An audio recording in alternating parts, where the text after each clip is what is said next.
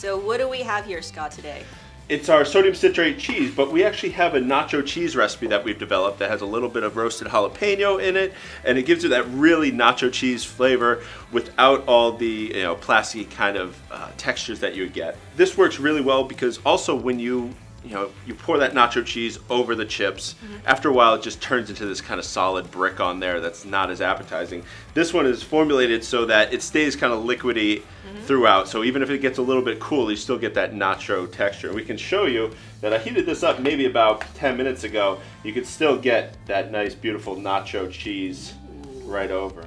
And that looks super delicious. Yes. And can we go over really quickly a little bit about what sodium citrate is and what's it doing with the cheese that makes it special? Yeah, so sodium citrate, it's very easy. It's just the salt from citrus foods. And you add a little bit in and it helps that protein and that fat combine. So when you melt regular cheddar cheese, it'll be this clump of melted cheese and then oil, like a slick that comes off. Well, this helps it melt evenly and it doesn't break like it normally would. So you get that beautiful cheese that you can pour over your nachos. Right. So it's like Velveeta, but with quality chease. Yes, exactly.